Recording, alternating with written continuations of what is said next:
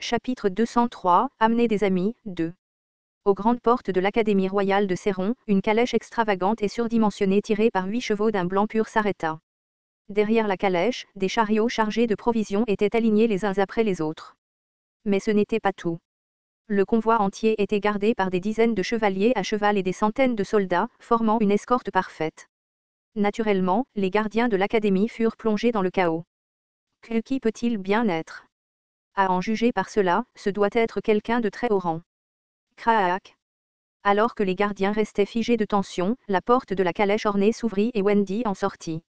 Sa tenue était indiscernable de celle des jeunes dames des familles nobles. Elle était parée d'une robe bien plus élaborée et luxueuse que celle que porteraient la plupart des femmes nobles, associée à de superbes accessoires qui scintillaient de mille feux. Les gardiens restèrent complètement abasourdis par cette vue, tandis que Wendy ferma les yeux et serra les dents. C'est tellement embarrassant. Peu de gens n'aiment vraiment pas être admirés pour leur beauté, mais son apparence d'aujourd'hui était excessivement exagérée, trop voyante, au point d'être inconfortable. De plus, son travail lui avait inculqué l'habitude d'éviter l'attention autant que possible.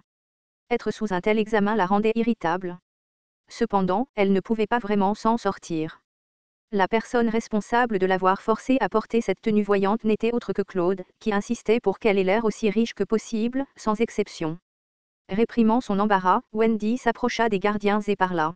« Je suis ici au nom du surveillant en chef du domaine de Fenris dans le royaume de Ritania, qui a des affaires avec le directeur de l'académie. » Les gardiens étaient visiblement surpris. Ils n'avaient aucune idée de l'endroit où se trouvait Fenris, mais la mention de Ritania était plus que suffisante. C'était un puissant royaume voisin, connu pour sa force et son influence. Que faisons-nous? Ce ne sont pas des nobles de notre royaume. Devrions-nous simplement ouvrir la porte? Je veux dire, nous ne savons même pas qui ils sont. La puissance militaire de Ritania était d'un tout autre niveau par rapport à celle de Céron. Les gardiens étaient bien trop intimidés pour même envisager de demander une pièce d'identité. Alors qu'il hésitait, échangeant des regards anxieux, une voix douce mais autoritaire se fit entendre de l'intérieur de la voiture. « Qu'attendez-vous? Dépêchez-vous d'ouvrir la porte. » Opprimés par une aura d'autorité non identifiable, les gardiens ouvrirent silencieusement les portes. Alors que le groupe pénétrait dans l'enceinte de l'académie, les étudiants et les professeurs qui passaient par là s'arrêtèrent net. Certains furent frappés de peur à la vue d'une présence militaire aussi massive, tandis que d'autres étaient remplis de curiosité face à cette procession ostentatoire. Lorsque la voiture s'arrêta devant le bâtiment central, même le directeur sortit en trombe. Craquement. La porte de la voiture s'ouvrit lentement. Tout le monde regardait avec impatience, attendant avec anxiété la personne qui allait sortir. Boum. Les voyages longue distance sont si épuisants. Pourquoi le Seigneur m'a-t-il envoyé dans un endroit comme celui-ci? Est-ce que j'ai vraiment l'air de quelqu'un qui devrait faire des tâches subalternes comme celle-ci? La personne qui sortit en grognant était Claude. Sur le chemin, il s'était laissé aller à des luxes si extravagants qu'il s'était complètement glissé dans ce rôle. Pour le dire simplement, il s'était oublié. Les gens jetaient des regards obliques à Claude. Ses vêtements et son chapeau semblaient exorbitants, mais quelque chose clochait. Le chapeau était orné non pas d'une ou deux, mais de dizaines de plumes d'oiseaux rares, le faisant ressembler à un chaman d'une tribu sauvage. Et ce n'était pas tout.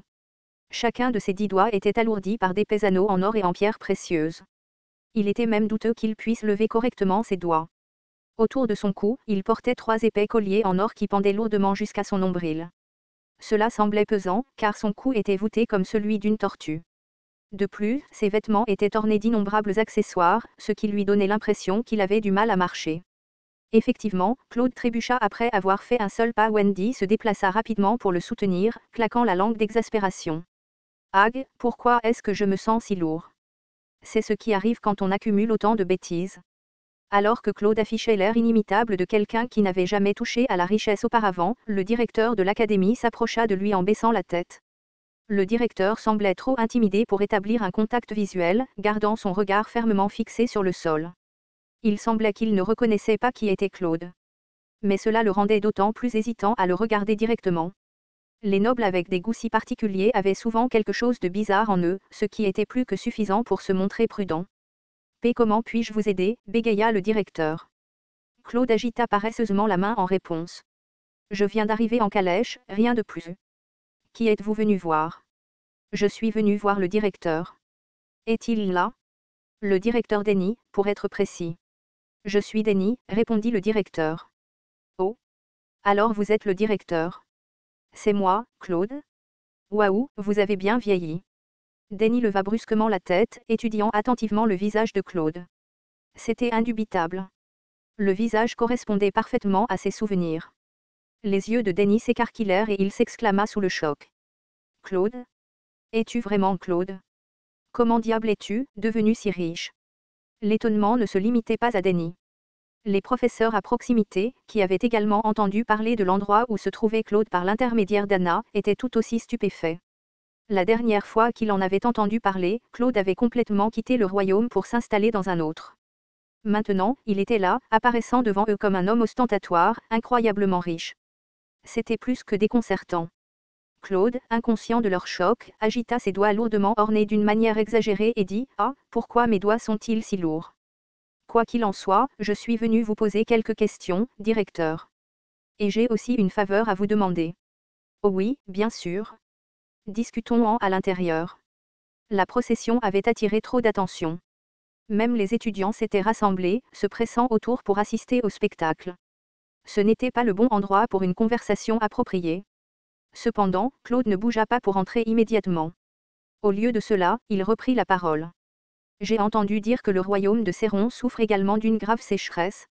Est-ce que tout le monde parvient à bien manger ces jours-ci? Ag. Vous devez déjà savoir comment les choses se passent. Le royaume regorge de pauvres partout. Nous nous débrouillons à peine.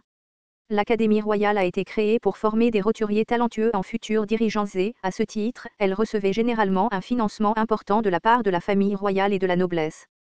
Si même un tel endroit avait du mal à fournir des repas convenables, la situation était désastreuse, bien pire que ce à quoi on pourrait s'attendre. Claude hocha la tête à plusieurs reprises avant de se retourner et de parler. Gillian, distribue un tas de nourriture ici. Généreusement.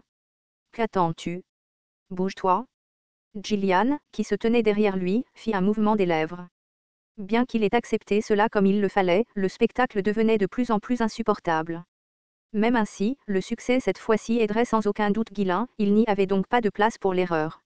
Gillian serra les dents et ordonna aux soldats de décharger la nourriture. Denny regarda cela et demanda prudemment. Est-ce que tu donnes sérieusement toute cette nourriture à cet endroit? C'est un dos? Un dos? Tu sais que tu étudies mieux avec l'estomac plein, n'est-ce pas? Assure-toi de le distribuer généreusement aux environs aussi. Toi, tu es vraiment devenu incroyablement riche. Waouh! La foule rassemblée s'exclama avec admiration devant les paroles de Claude. Avant que quiconque ne s'en rende compte, les soldats avaient déchargé une montagne de nourriture à côté des chariots. Selon les normes du marché actuel, cela suffisait à acheter l'académie entière. Déclarer tout cela comme un dos était une décision bien au-delà de la norme. Claude fit un signe de la main aux gens avec un sourire satisfait, ce qui ne fit qu'intensifier les acclamations. Il scruta rapidement la foule, avec une expression légèrement déçue. Anna n'est pas là, hein. Elle est absente aujourd'hui. Pendant ce temps, Denny, plein de joie, dit avec enthousiasme. Merci, vraiment, merci. Mais tu n'as pas eu à te donner la peine de le décharger toi-même. Le simple fait de le laisser dans les wagons aurait suffi, nous aurions pu nous en occuper à partir de là. Nous donner cette nourriture est déjà une bénédiction plus que suffisante. D'après Denny, avec le volume de nourriture que Claude avait fourni, les wagons étaient une affaire triviale. Ils étaient jetables, remplaçables 1000 fois. Cependant, Claude, son visage s'assombrissant légèrement, répondit. Non. Je dois reprendre les wagons. À Fanry, des wagons comme ceux-ci avaient bien plus de valeur que de la nourriture. La nourriture était si abondante que même les chiens errants feraient la fine bouche devant les restes les moins appétissants. Un chariot avec une histoire importante derrière, je suppose. Oui. Il y a toute une histoire, en effet. Entrez, alors. Entrons et discutons tranquillement. Denny attrapa Claude par la main et le conduisit à l'intérieur. Pour être honnête, si Claude était apparu dans des circonstances ordinaires, il n'aurait pas été accueilli comme ça. Après tout, il était pratiquement exilé du royaume, étant impliqué dans la mort de son mentor. Cependant, son étalage écrasant de richesses et la distribution de nourriture avaient laissé les gens hésitants à le maltraiter. Bien que quelque peu excessif au point d'être ostentatoire, la stratégie de Claude avait parfaitement fonctionné. Une fois qu'ils se sont déplacés dans la salle de réception, Denny est allé droit au but et a demandé. Alors, que veux-tu demander ou demander? Es-tu venu voir Anna? Non, enfin, pas exactement. Je veux dire, ça ne me dérangerait pas de la voir un peu, mais ce n'est pas la raison principale pour laquelle je suis ici. Claude bégaya face à la question directe de Denny, pris au dépourvu. Denny insista davantage. Alors qu'est-ce que c'est? Parler librement. Après avoir pris un moment pour rassembler ses pensées, Claude répondit. J'aimerais obtenir une liste des étudiants que mon mentor a enseignés. Cela inclut mes pairs qui ont étudié à mes côtés. Une liste d'entre eux. Oui, et j'aimerais aussi que vous rassembliez certains des étudiants qui sont sur le point d'obtenir leur diplôme. Des étudiants. Pourquoi? Claude sourit avec une expression étrangement sournoise. Eh bien, je cherche à recruter des personnes pour ma succession. Denny ne put s'empêcher de se sentir mal à l'aise face au comportement de Claude mais ne trouva aucune raison de refuser.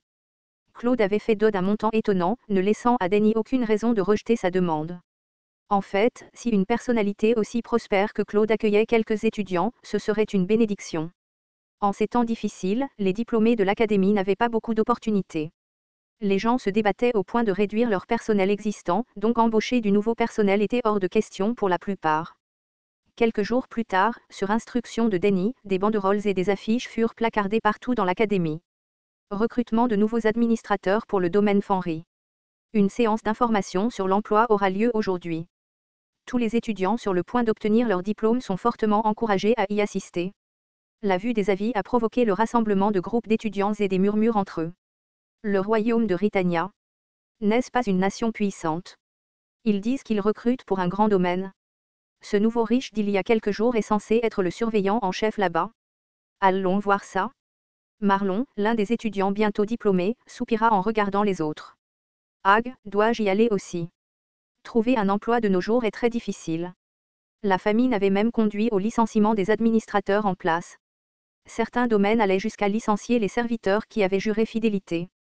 Pour les nobles, entretenir les chevaliers était une priorité, alors que les fonctionnaires administratifs étaient souvent considérés comme superflus. Même avant la famine, la plupart des domaines étaient gérés au hasard, sans administrateur approprié. Il n'était pas étonnant que les étudiants sans expérience au-delà de leurs études ressentent le poids de l'incertitude. Si cela continue, je ne pourrai pas trouver d'emploi et je mourrai de faim. Les nobles qui soutenaient autrefois l'académie et recrutaient ses talents ne lui rendaient plus visite. À une époque où il était même nécessaire de réduire une seule bouche à nourrir, parrainer ou employer quelqu'un n'était un luxe impensable.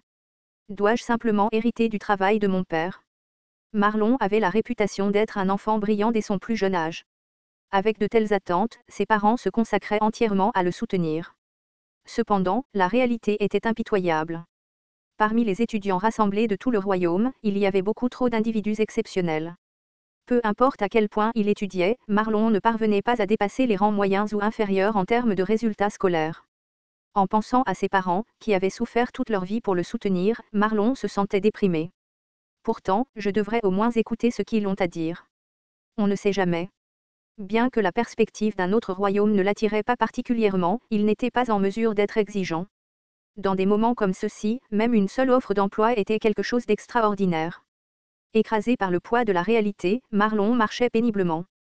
Quand il arriva dans la plus grande salle de l'académie, la plupart des autres futurs diplômés étaient déjà rassemblés. La situation était si désastreuse que tout le monde s'accrochait au plus mince des espoirs. Peu de temps après, quand Marlon vit Claude entrer dans la salle, il fronça les sourcils. Regarde-le, il sent l'arnaque. Venant d'un autre royaume. Je peux déjà le dire. Les autres étudiants ressentaient la même chose que Marlon. Il s'était présenté, craignant la famine, mais tous les espoirs qu'il avait eus furent rapidement anéantis. C'est un nouveau riche. Aucun doute là-dessus. Il a l'air complètement ridicule. Cette personne est censée être le surveillant en chef d'un grand domaine. Claude, visiblement accablé, entra dans le hall avec l'aide de Wendy. Sa tenue était si flamboyante qu'elle en frôlait le bizarre, et elle gâcha naturellement l'ambiance dans la salle. En voyant les expressions déçues des étudiants, Claude sourit. Oh, comme c'est adorable. C'était peut-être dû à leur jeunesse, mais il ne semblait pas reconnaître à quel point les objets qu'ils portaient étaient précieux.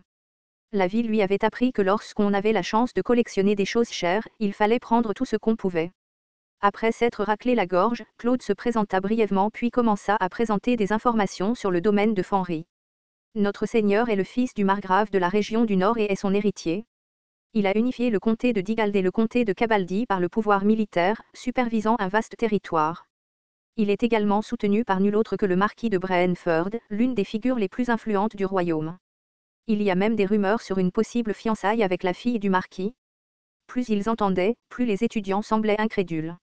Le statut du seigneur Fenry était à lui seul remarquable, mais ses réalisations et son passé étaient tout sauf ordinaires. D'après ce qui était décrit, il était un jeune héros de guerre exceptionnel qui était devenu un symbole d'espoir pour le royaume.